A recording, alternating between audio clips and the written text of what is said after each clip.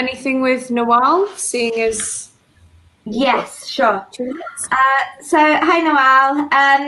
Did you see the email sent through with the questions? Yes, so basically, this is what I prepared according to the questions you've sent and the names next to each question. Mm-hmm. Perfect. Okay, great. So the first one for you was about creative freelancers in isolation, what to say to them, how to support them. And then the next one for you was managing teams of people. The first one was about the creatives and freelancers, but then you asked, the conclusion of the question is, what would your advice be to someone who has a colleague, friend, or relative who is going through difficult times? What can we say or do to provide support or mental aid? Yeah, exactly. Yeah, exactly. Can everybody see me now, or am I still a green screen? You're still a green screen. Yeah, still green. Okay, because I'm just seeing 4 green screens and Nawal as if you're in a dark disco. Let me... Oh, wow. If you close your browser, just close everything and come back in. It's fine if you enter just a second late. I mean, we'll all be here. We can just keep the conversation going till you come back. You just need so you literally close out and then join back in again, yeah? Yeah. And if that doesn't work, then restart your computer and come back in. Okay. Okay, so we're going live in a minute.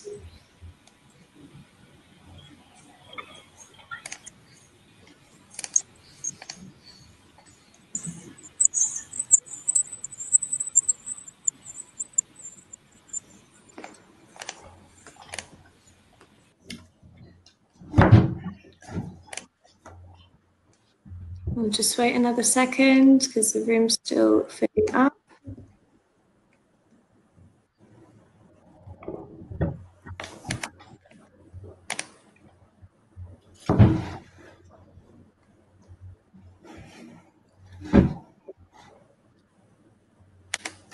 Okay, good afternoon, guys. I'm Louise Anninger. I'm representing Informa Connect.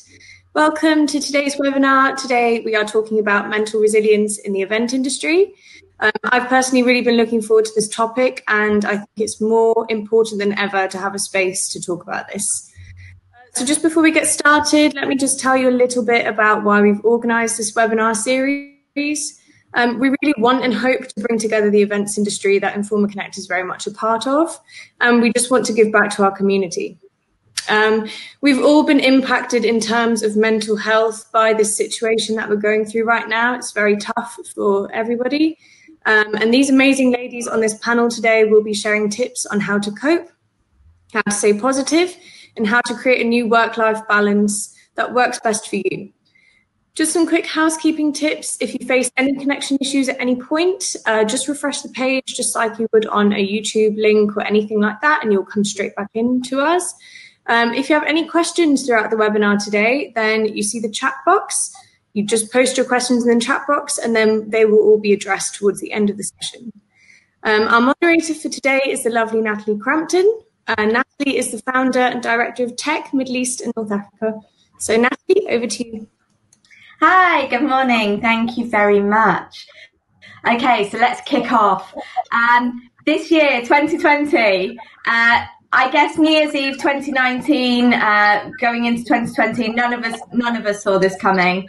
2020 for me was going to be my year, my new decade, my new goals, loads of ambitions, both personally and professionally. That all came to an abrupt halt in March. Pretty much overnight, our event industry, as we know it, stopped. Events were postponed and later cancelled. Hotels closed, agency staff let go, freelancers lost their jobs, entertainers had nowhere to perform. Our industry, as we know it, disappeared. So a big shock to all of us. We were the first industry hit. and will probably be one of the last to recover. And this could go on for many more months, and I don't even want to use the word years, but definitely many more months to come. Today we're going to talk about how this sudden unforeseen change has and could impact our well-being, our mental health. We're going to talk about tips on how to keep positive, strategies to cope with these changes, managing the stress, creating a new type of work-life balance, and ways in which you can support your family and those around you, your colleagues and your friends. So today we have three lovely speakers, Louise, Noelle and Julie. Ladies, if you could just very quickly introduce yourself, your name and your company. Let's start with Julie. Hi everyone, my name is Julie Lewis, live from Abu Dhabi today with my lovely backdrop of the mountains and the lakes, and I run Julie Lewis Consulting and Mountain High Me. Great. Lovely, nice to meet you. Noelle? Hi, my name is Noelle Masri. I am the founder and storyteller of Exhale.ae. It's a e-commerce conceptual clothing brand that integrates art, creativity, storytelling into comfort clothing. Amazing. And Louise? Hi, everyone. My name is Dr. Louise Lambert, and I'm the editor of the Middle East Journal of Positive Psychology, and I do research in happiness and well-being. Glad to be here. Loads of talent in this room today. So let's kick off with Julie. Julie, I've read your bio. You've been on over 60 expeditions, including the Arctic and Antarctica, which is very impressive. I can totally appreciate the physical challenge, but let's talk about the mental challenge. So faced with something that has so much uncertainty, how do you bring your mind into a place that can manage to cope with what's happening? So for example, COVID-19, there's so much uncertainty for us all working in the events industry, and I'd love to hear your experiences and your advice on this. Sure. I'd like to start with a couple of quotes, and one is when fishermen can't go out to sea,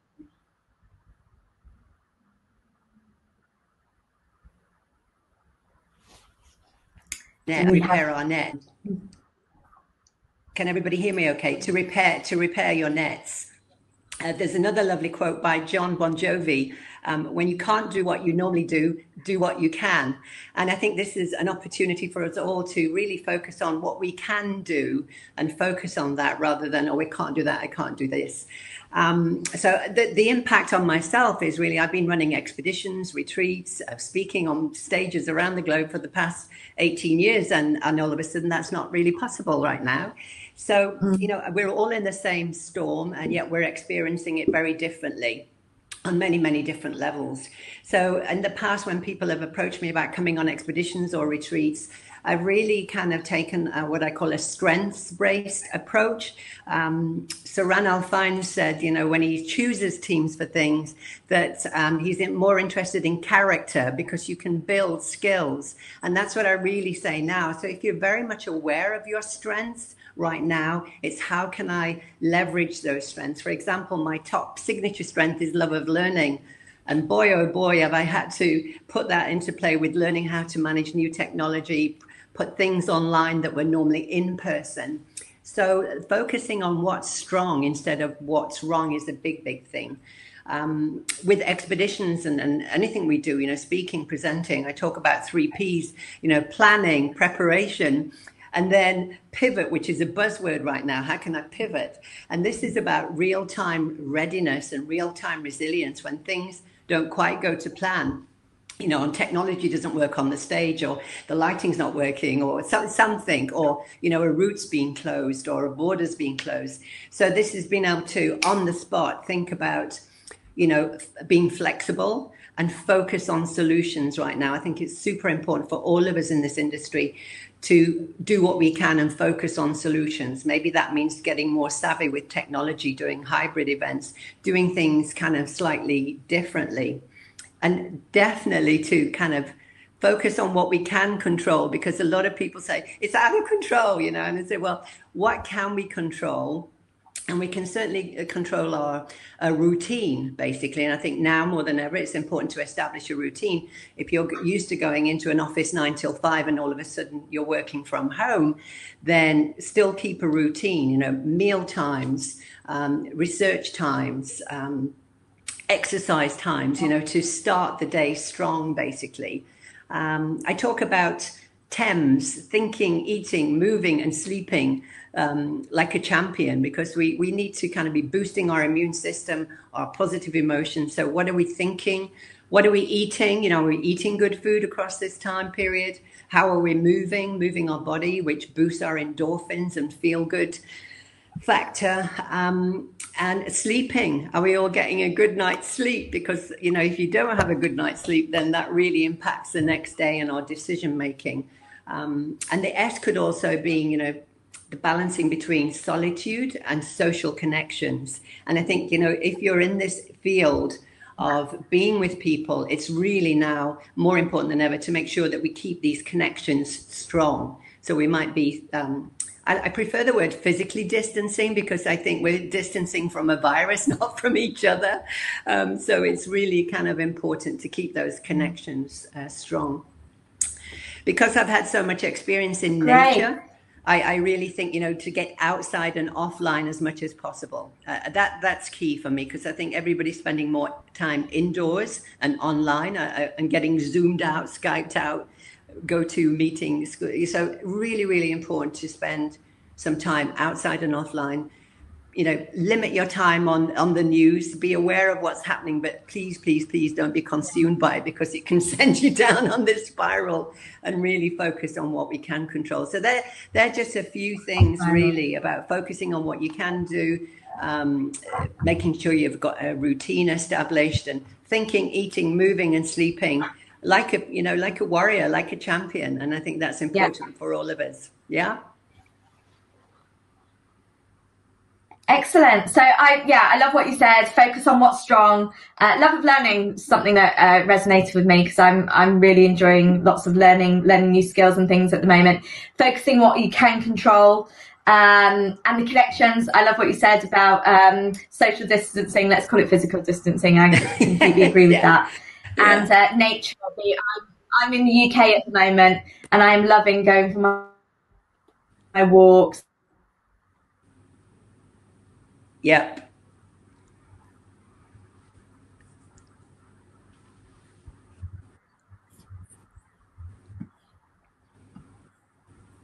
Well, right now I'm in Abu Dhabi, but I've created this backdrop so that when I wake up in the morning, I see the lakes and the mountains and the trees. So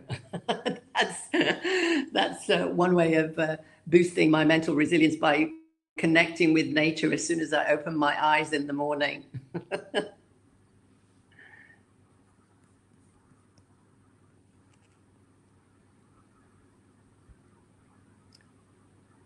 We seem to have lost our moderator. It's time to pivot. I'm sure she will be back shortly. So Nawal, where are you at the moment? I am sure she will. I'm currently in Dubai. Yeah, enjoying looking at the sunshine every day, even though it's getting really hot now, isn't it? It is getting really hot and foggy, but it's still blue skies, so we can't complain, really. We keep losing everyone. Yeah, we do. I'm just going to put a link in the chat box for everybody. This is a free, all it takes is your time. It doesn't cost anything else other than your time. A link to strengths profile. And this is based on 24 character strengths and 6 virtues. And I think when you're aware of your strengths, and then how you can actually leverage them when you're navigating challenges. So as I mentioned, my top strength is love of learning, and boy, oh boy, am I using that right now. Yes. Welcome back, Natalie. Or not. Louise, where are you? This is real-time resilience. Yeah. Maybe in the chat box. To Louise. Media radio too. So we're getting working from home. Let's have a little look. There we go. I think we have Natalie back. Yeah. Welcome back, Natalie. I hope everybody can hear me. Yes. Can you see me? Can you hear me? Amazing. Okay. Fingers crossed that was the one and only time that happened. Okay, Louise, you specialise in positive psychology. As I was saying, working from home is not exactly a positive experience for all of us. I guess at one time or another, we've all fantasised about being able to stay at home all day in our pyjamas, eat what we want, not go to the office. And I guess now that's something we probably all wish we hadn't wished for. And the reality of it is not as we thought. So waking up in the morning with every day looking pretty much the same. I felt anxious at times. How can we help ourselves? Yeah, I think you raise an interesting point. Careful what you wish for. I think many of us have been finding ourselves, kind of laying on the couch maybe too often. So I want to talk about that anxiety. I think that's one thing a lot of people are struggling with at the moment. And, maybe I can just sort of put it into context. So I'm a little nerdy and I've put together a little presentation. So let me just bring that up here. Okay. You guys can all see that, right? Yeah. Okay, wonderful.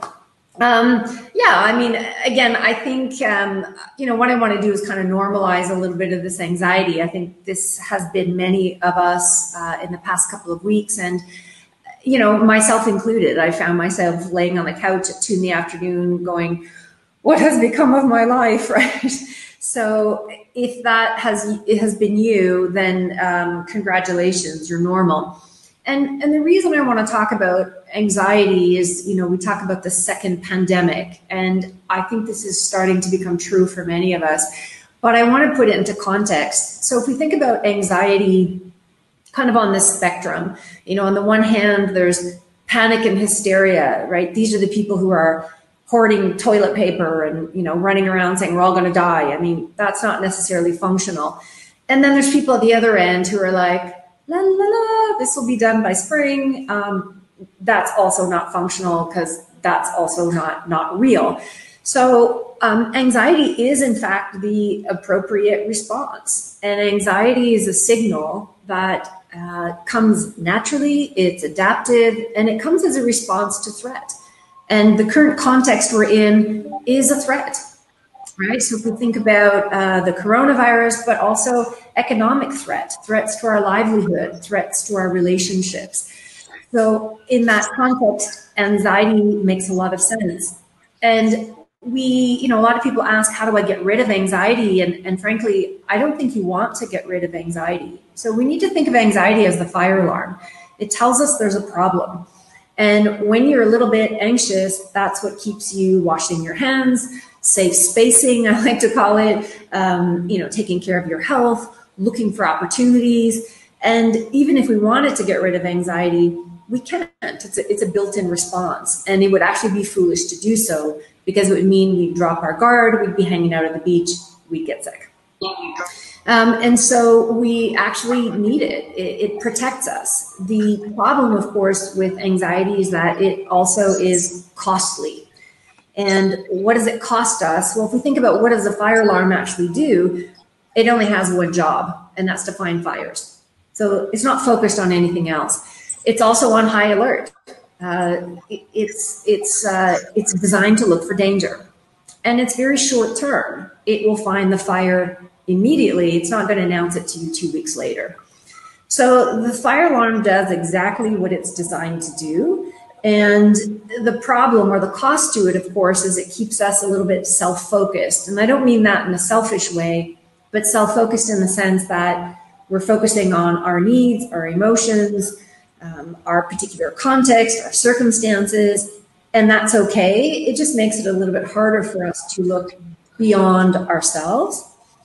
It does make it harder for us to focus, again, because a fire alarm only does one job. And so we have many jobs. And under that anxiety, it becomes harder to do. And focusing on long-term goals also becomes harder, again, because the fire alarm keeps you very focused on today. So on the one hand, if you're feeling this anxiety, that's normal because there is a genuine threat, and short of there being a vaccine, we will continue to experience this anxiety. The problem, of course, is how do we move on? So I've put this picture of this little petulant child who you probably wouldn't want to spend the day with, but she's been hired to do a job, and that's to find fires. And so that's why our anxiety keeps kicking in. The job is being done. So what can we do about anxiety? Well, I mean, this is nothing new. I'm going to give you just two quick ideas. One is to move. Now, if you're this wonderful woman on the top picture who, very elegantly can run by the beach, fantastic. I think most of us are probably more like the woman in the second picture, lifting cans of ketchup. But physical activity and exercise is doesn't just make you feel good, but it actually flushes the body of cortisol and adrenaline. And you think of what cortisol and adrenaline do, they narrow our thinking, they make us ready for an emergency, they give us the shakes, that nauseous feeling. Because we can't get rid of the fire alarm, we can't shut it off, we need to find ways to move with that fire alarm. So one of the things you can do when you're feeling this anxiety is literally get in your kitchen and start doing jumping jacks. Even 30 seconds, anything that will increase your heart rate above the rate of the anxiety will help you bring it down. So there are very quick things that you can do. The other solution, which you may not like, you may have lived in an apartment building where your neighbors made all sorts of odd noises at odd times. And at first you got really upset and you marched down to reception and said, I demand something be done. And they just looked at you and said, yeah. Anxiety is going to need to be a little bit that way because we can't get rid of it. We don't want to get rid of it. We're just going to need to learn to live with this fire alarm going off all the time and accept that it's going to go off and do its job. And we're going to have to learn to find ways to ignore it to a degree so that we can move on with our lives. And so I think acceptance of this is the way it's going to be for a while. It's going to feel bad, but you can still move forward even with a noisy fire alarm and find ways to, I don't want to say rebuild, but to certainly reorganize your life and to keep walking forward. So 2 tips: move, accept, and hopefully that'll at least get you walking some of the way.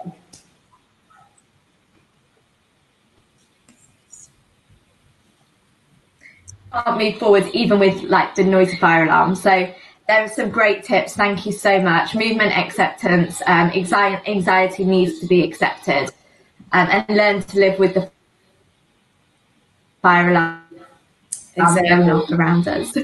Yeah. Okay, Noelle, let's move on to you. Through Exhale, you work with a lot of creative people, such as artists, writers, painters, illustrators, and so on. The events industry is made up of a lot of creatives as well. Many of these freelancers have lost their livelihoods overnight, and they found themselves in isolation with no income, so a lot of worry. I have many freelancer friends and colleagues, and it's sometimes difficult to know what to say. What would your advice be to someone who has a colleague, friend, or relative who is going through these difficult times? And what can we say to provide support and aid their mental wellness? Well, first and foremost, we must understand that there is a boundary, which is we are able to support. Oh, she's jumping back in. Can you hear me, Natalie? Yeah, so it's, I think in our industry, it's made up of a lot of freelancers, and it's, go on, Noelle. All right, I'll go on. So we must understand first and foremost that there is a boundary which we are able to support and be there for someone, but we are not able to heal them. And one must be willing to receive help in order for you to be of help. So I first want to say, don't take it upon you as a responsibility to heal someone or be responsible for their healing and being there for them, but all the while be mindful enough to be there for them. Now, our support can come in many forms, I believe. And one of the forms is asking how someone is, how are they really? How are they feeling today? Is anything weighing on their mind? I mean, many freelancers are now sitting at home. Some of the clients are not really hiring right now. So it would be worth to ask and call, how are they doing? What is weighing on their mind? This question happens every day between conversations, but it often always ends up in small talk. But once you take a moment and stop to ask genuinely how someone is, the raw answer will eventually come rushing out. Another thing can be backing up and truly mastering the art of listening. Truly listening, not giving advice and not giving your 2 cents, just listening. A person suffering, is often not venting what is on their mind and swallowing it whole for themselves. So when they end up actually venting, it's more likely they are able to heal themselves, but we must first listen to them so they can be able to do that on themselves. Advice, I believe, is always good, but only when it's asked for. So, or you can ask, like, would you like my advice on this? Just like anything in life, I believe when you are about to invade someone's personal space or mind, in that case, advice needs consent. You are basically injecting your own thoughts and experience into someone else's mind. So I believe that we should make sure that person agrees to that first. We can also recommend self-help books, audio listening, readings to fill up their time, sessions to fill up their talent, things with the hands, painting, writing, drawing, puzzling. Such activities in such times will keep the mind flourishing with creativity and deviate it from overthinking. So we can also Zoom session with them, even if they're just chilling, working, doing their thing, or you're chilling, working and doing your thing.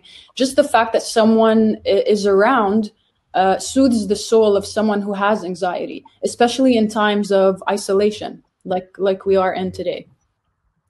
But if I want to turn this around on me, and being me, the freelancer, someone who lost my job and sitting here not doing anything, I would say the kind of support I would want would be I would hope to receive from friends, colleagues, and family. When I'm going through my anxiety, it's 2 things amongst many, but I'll mention 2 just to keep it short. I'd hope for empathy first and foremost. There are 3 types of empathy. One is cognitive, simply knowing how someone feels. The second type of empathy is emotional. So when you feel physically along with the other person, as though their emotions were contagious. And then there's compassionate empathy, where this is the kind of empathy we not only understand a person's predicament and feel with them, but are spontaneously moved to help if needed, and I would just hope for some sort of empathy. Even if we don't know what empathy is, not everyone is born with it. It's something you can learn to become, and it's very beneficial to humanity as a whole and the world. The next thing I would hope for is for my anxiety or anyone else's anxiety or mental illness to never, never, never be downplayed or mocked, as it's one of the worst feelings in the world that could ever happen, or it is the worst way to be unmindful towards someone. When it's downplayed, I personally end up feeling not strong enough, that something is truly wrong with me, that I am not doing enough to get myself out of my situation, when in reality, I'm using up all my energy to get myself out of my situation. So yeah, I'd also hope for patience and a listening ear. So I think these things would truly help your friends, colleagues, or family. And hi. We keep switching between that. Carry on, that's fine. And yeah, I'd hope for patience and a listening ear. I think that's fantastic. That's really nice advice. And, it's important for everybody to realize that we're all human at the end of the day, regardless of our jobs. We all need this. We need support. We need the people around us to push us up and, inspire us to carry on. So I think Natalie's back.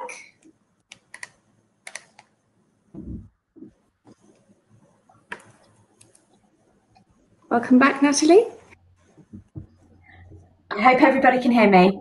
Okay, so Noelle, I picked up on that, and I saw Louise gave some comments. That's excellent. Thank you so much on that advice. I think that would be really helpful for a lot of people in our industry.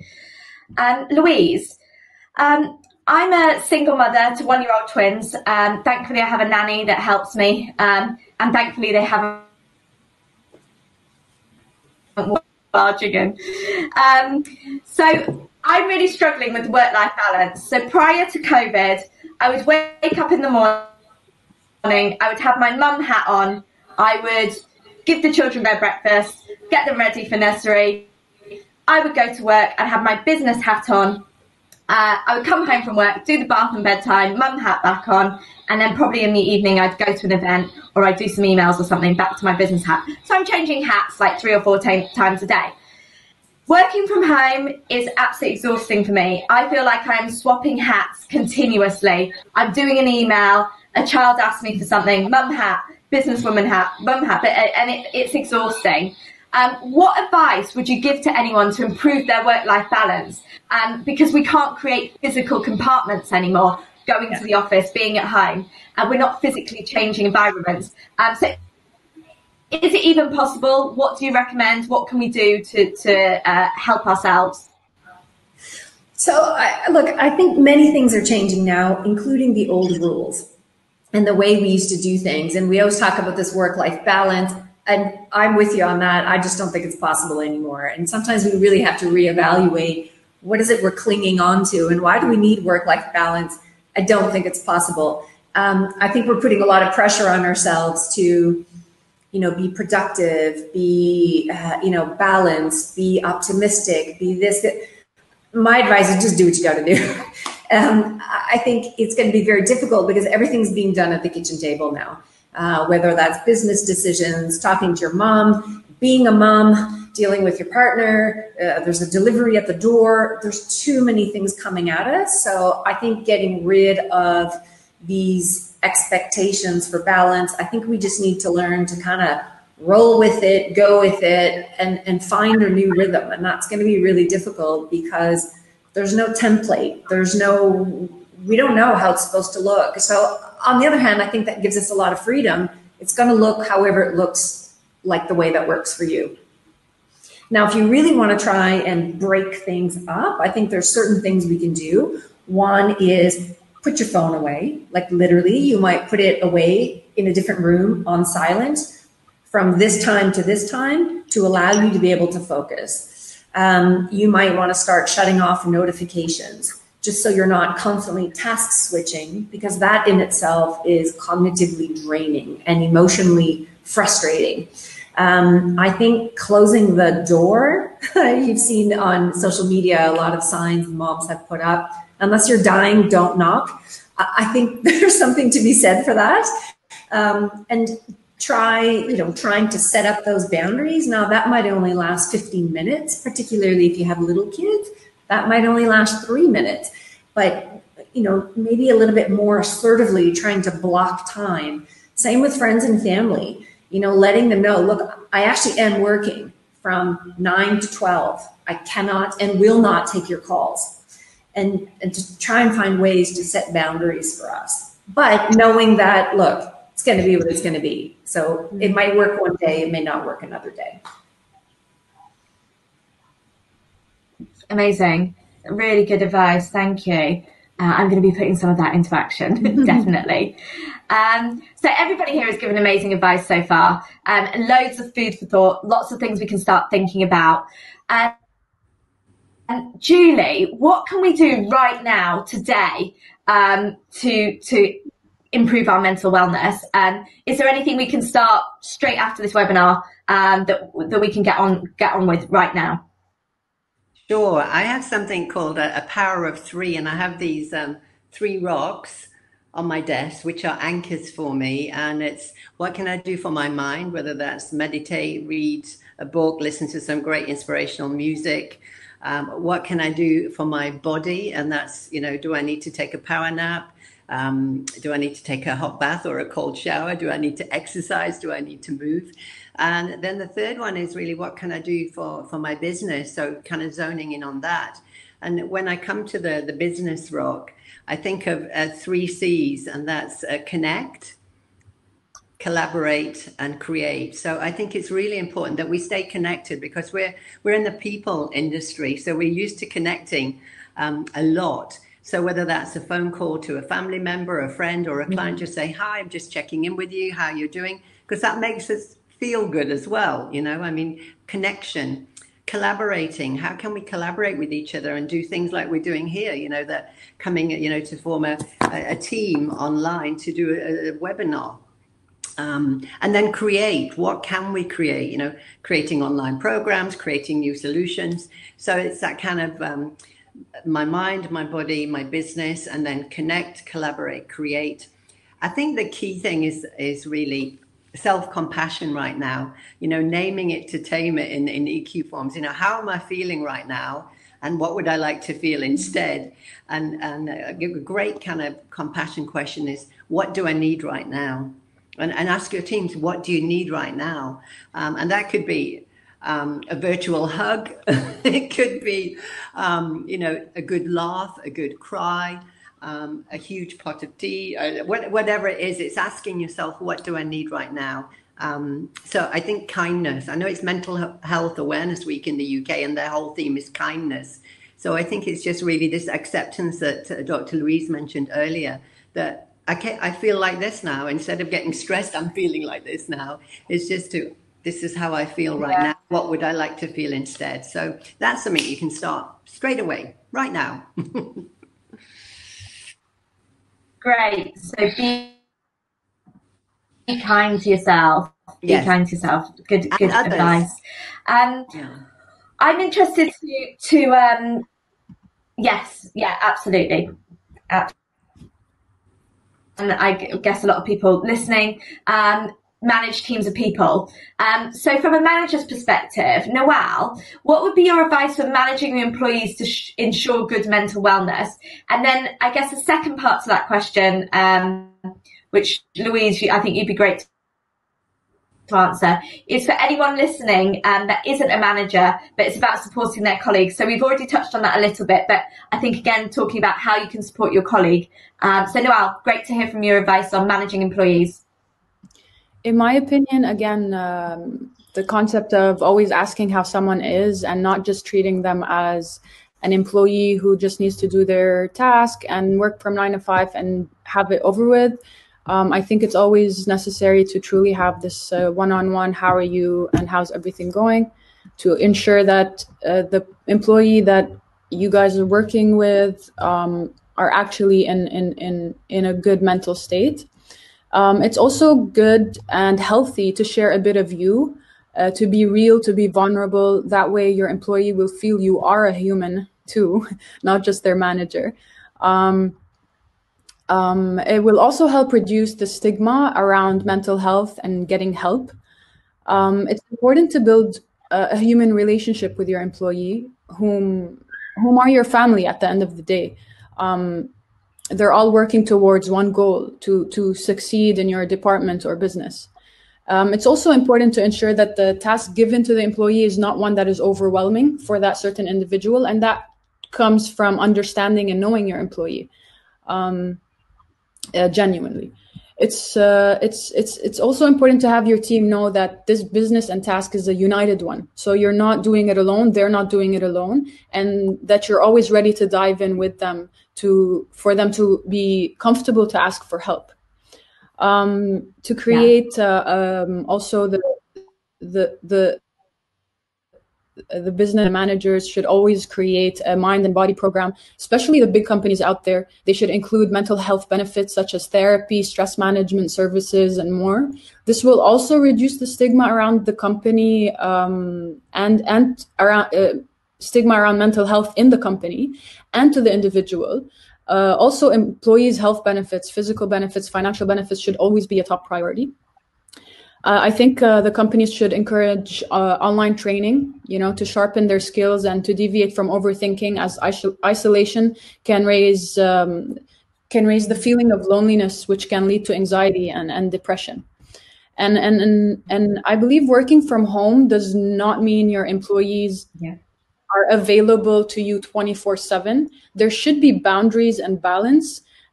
They and you both need to have more than like prioritize your mental health and prioritize physical and mental well-being, as well as physical activities, as they do go hand in hand.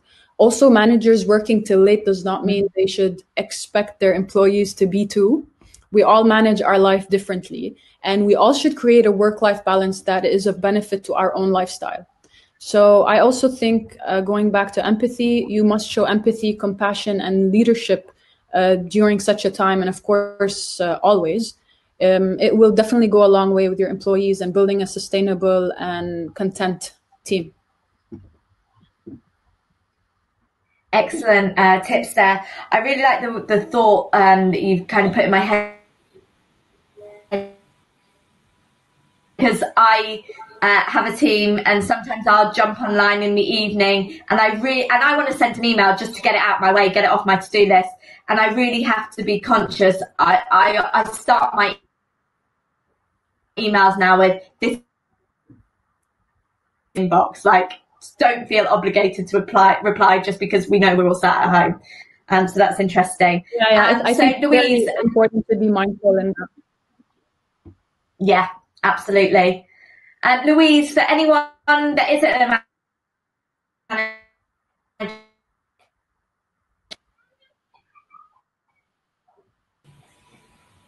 So luckily we rehearsed, so I remember where you're going.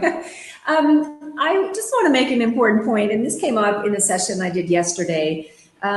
We also, I think rightly so, when this all started, we were focusing very much on mental health and well-being and how people were feeling, and I think that was valid. It's a lot to deal with. This is the biggest human pandemic of all time. If you're not anxious, I actually question your mental health, right? But at the same time, so one of the comments that came up in a Zoom session I did yesterday, a woman stayed back and she said, honestly, I am sick and tired of talking about this pandemic. I am sick and tired of talking about mental health. Can you just help me get on with my life now? And I think we also need to know kind of when to say, okay, let's get on with it. So it's not to say mental health isn't important or emotions are not important, but some people have already turned the page, and we need to be having maybe several playbooks to be able to meet the needs of many people. And I'm just going back to Paul's question, who said, this maybe seems female focused, male focused. I think sometimes we do lose men that way because we're talking so much about emotions. And it's not that they don't have any, of course they do, but maybe the languaging is just slightly different. So that same woman, I asked her, so what would be helpful in terms of, if you have to be subjected to all these Zoom sessions, what would be helpful? And she said, I would actually like something on business innovation. That would actually help me worry less about my job. How are we going to pivot from a business and work perspective? What are some ideas for our industry? How are we going to collaborate? That would help me feel like I'm moving forward instead of stuck in this really intense emotional zone.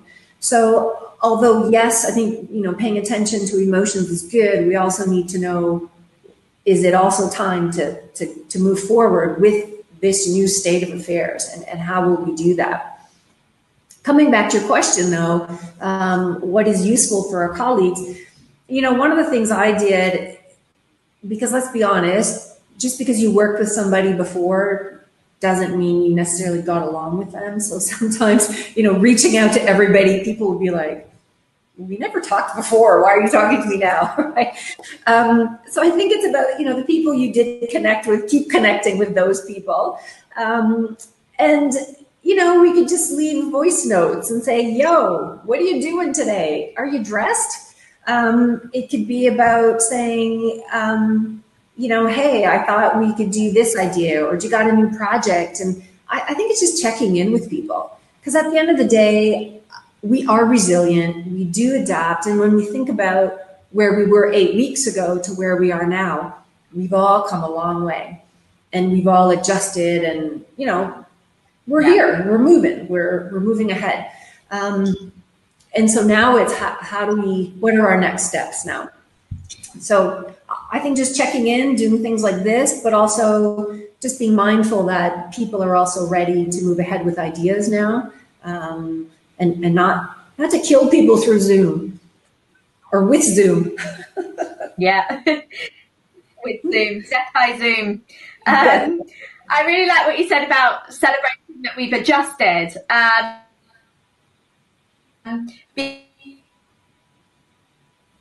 Because you're working from home, so we have come a long way, and a lot of people have come a very long way who didn't work from home before. We have a question here from Priyesh. Top 5 ways to keep the team motivated. And I'll put that out there to the panel of who would like to answer that. But before I do, there was one thing I just wanted to mention. Yesterday, I was joking with a friend about how we were sick of some of the words we keep hearing, such as pandemic, in the same boat, Zoom bingo sheet. So every time we jumped on Zoom, we had a sheet, and every time someone said those words, we tick it off, and it's first to get your bingo card completed. So that was one of our games we were looking at and messing around with yesterday. But going back to the serious stuff, the top 5 ways to keep the team motivated. Who would like to answer that?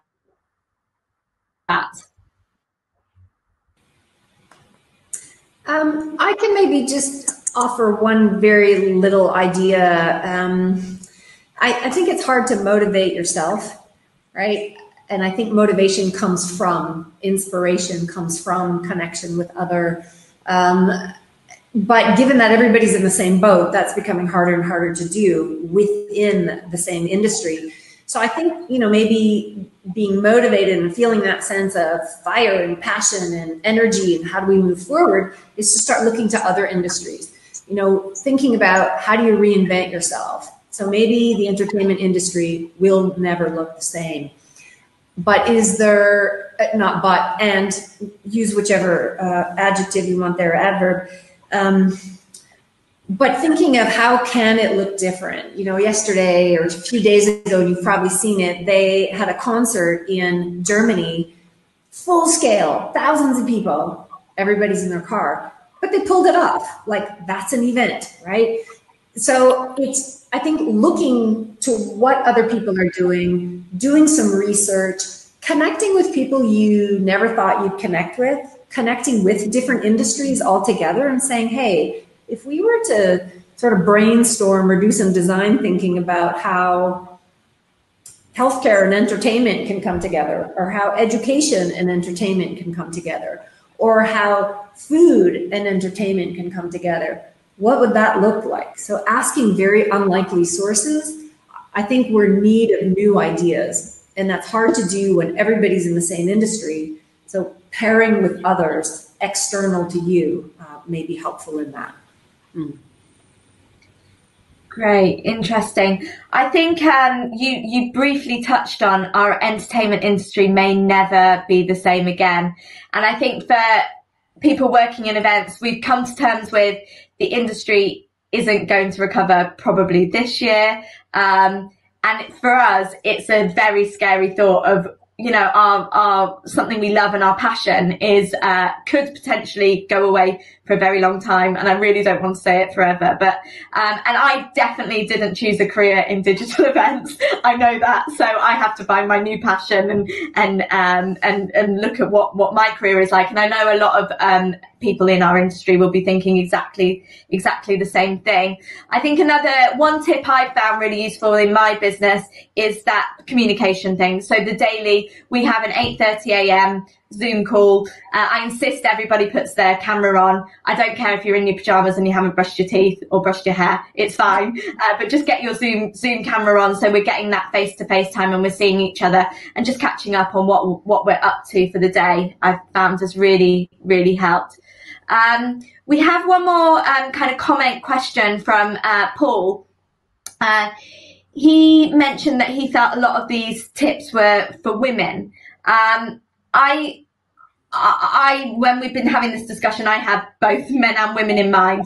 But does anybody have any particular tips or thoughts they'd like to say when it comes to speaking to, I guess, men you work with, men you live with? Because women, I think we are just a bit more open. So does anyone have any thoughts or comments on that? I think, Julie, would you like to go first? Yeah, I mean, I was just thinking of things that are pretty universal, you know, how you're thinking, how you're eating, how you're moving, how you're sleeping, you know, establishing a routine, whether you're a male or a female or got kids, really.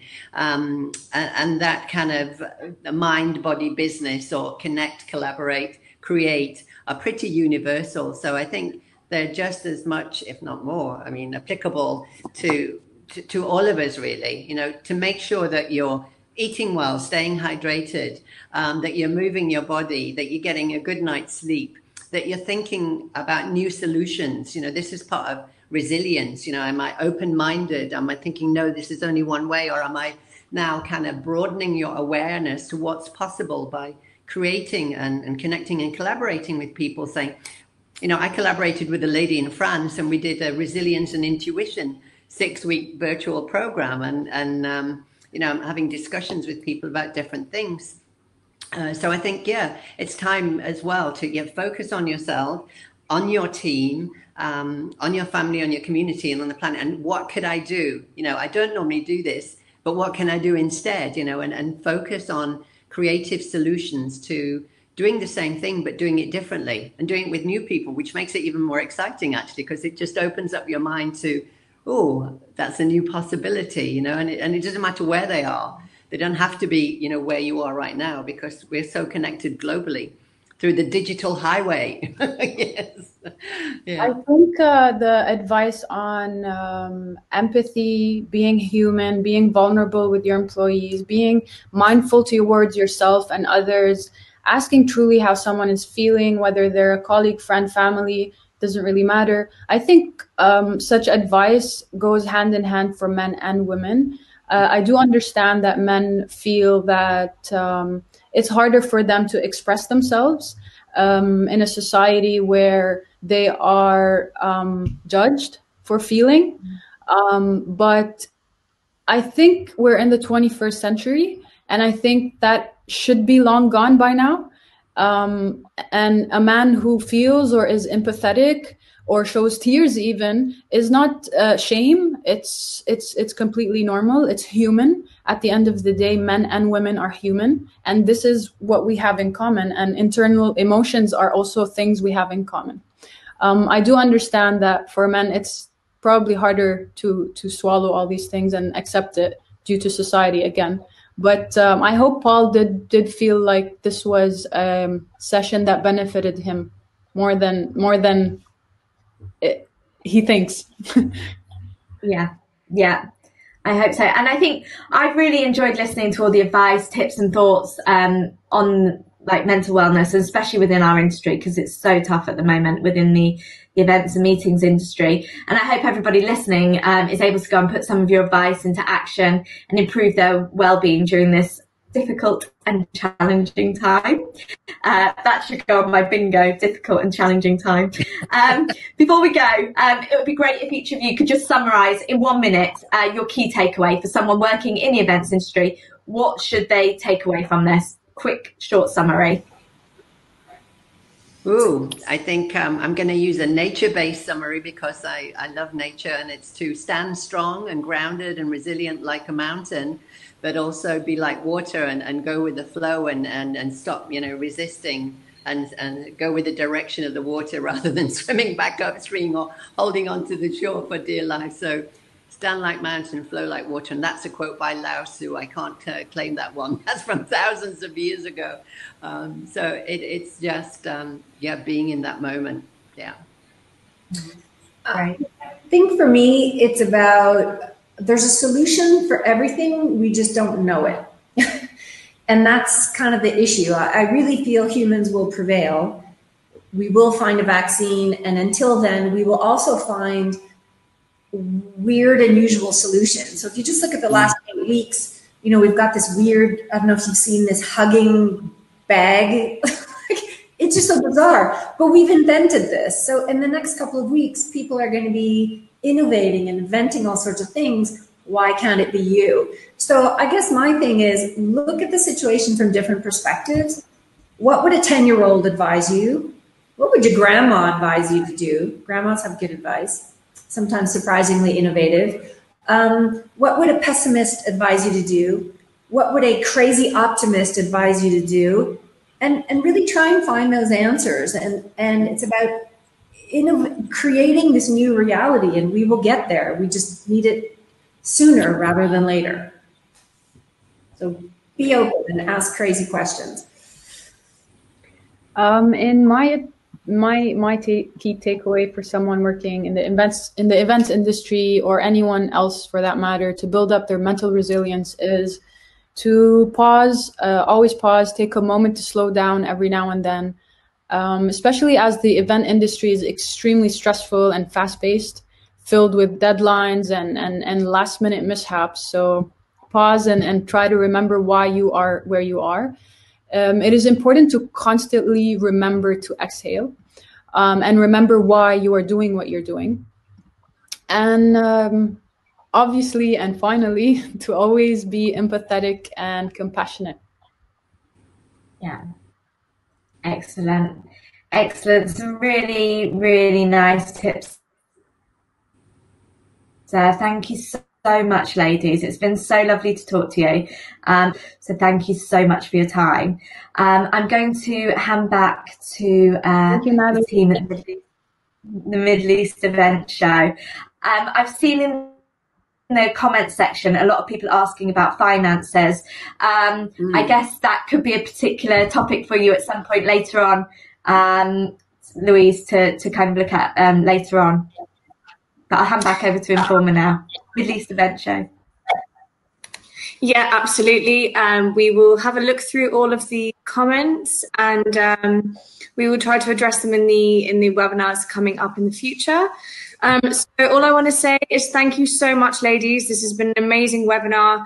Thank you for your time, your thoughts, for sharing knowledge, and it's amazing to have just some tips to take away just from an hour's webinar. So Julie, Louise, Noelle, Natalie, thank you so much. And to our attendees, thank you for your time, for your questions. Anything that's left unanswered, we can get back to you. And I really hope you enjoyed the session as much as I did. We'll get in touch with you soon. Thank you so much. Great, thank you. Yeah. Take care, everyone, and stay safe.